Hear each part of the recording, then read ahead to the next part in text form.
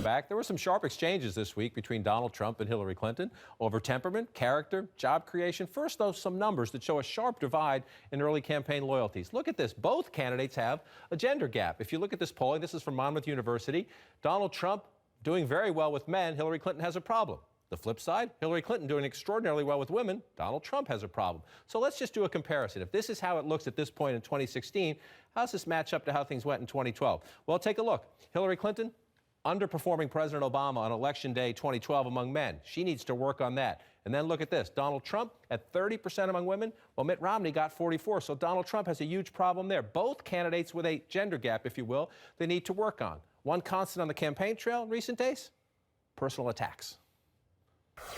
Hillary Clinton has perfected the politics of personal profit and even theft.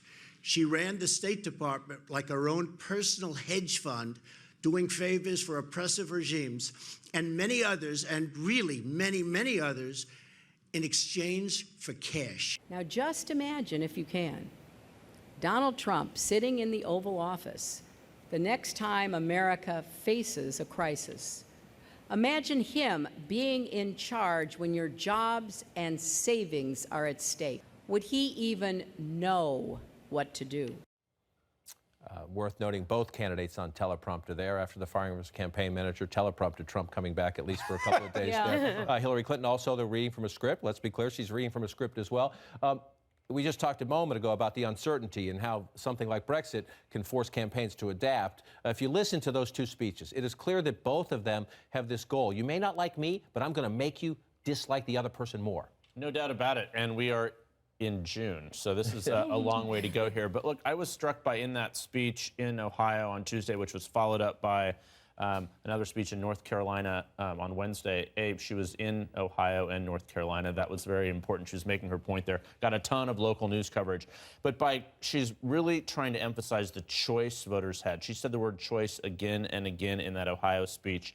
And that's the reality here. They know that she's not the most likable person. That is not going to change likely. But she is trying to take Donald Trump deadly serious. She wants all of her advisors to take him deadly serious. She said, imagine him in the Oval Office. We're going to hear a lot more of that. But a lot of people can't imagine her in the Oval Office as well. So I thought in terms of the attacks back and forth, his most effective line in his speech in Soho on Wednesday was NAFTA. That is the weight around her neck, and her campaign realizes that. But why is he in Soho? I guess is part of the problem. Why isn't he in Ohio? Why isn't he in North Carolina? Why isn't he in Pennsylvania? I thought one of his most effective lines, too, was the rewriting of her campaign slogan, saying, she says, listen, I'm with her. That's her campaign slogan. And he says, well, I'm with you, the American people. So I thought that was very effective.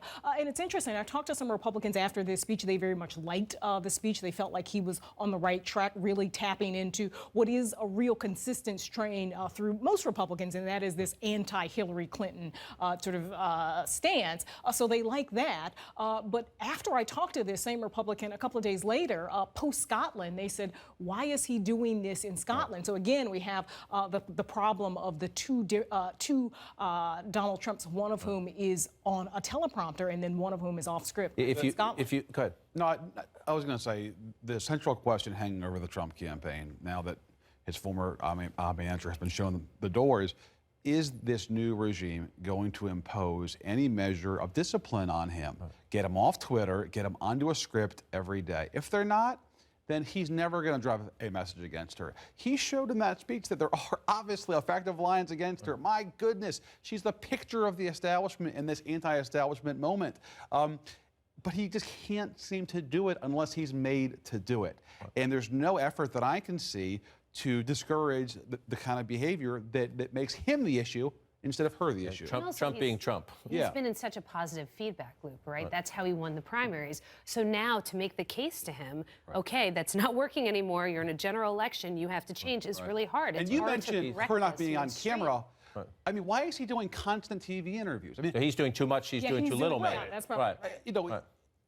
The campaign to him is basically rallies and media. Right. And, that's what it is to him and his Twitter feed. But there's no upsides at times to doing TV interviews. No offense to our colleagues here at CNN, but I mean, like, why is he constantly doing television and it's the interviews? fundraising, What's the right? goal? Right. Yeah, What's the goal? The fundraising became an issue this week with those numbers. One Republican I talked to said he needs to put up himself $100 million to $200 million to show that he's serious and that he will invest in his own Yeah, campaign. that subject came up at a private meeting Trump had in New York with fundraisers a couple weeks ago. And when they suggested, it's going to take us time to raise money, you need to put some seed money in. I would talk to some people after said there was a decided silence from Team Trump, from Team Trump on that issue. But to that point, let's show the numbers. There were FEC reports had to be filed, Federal Election Commission reports had to be filed. It is only June. Trump campaign says in the last week or so it's made it up. But that's the cash on hand. That's pretty daunting. And Hillary Clinton is on TV. We mentioned the new Brexit ad, but she's also running these biography ads in the battleground states saying, hey, I'm for health care. I was for children, in my prior jobs, trying to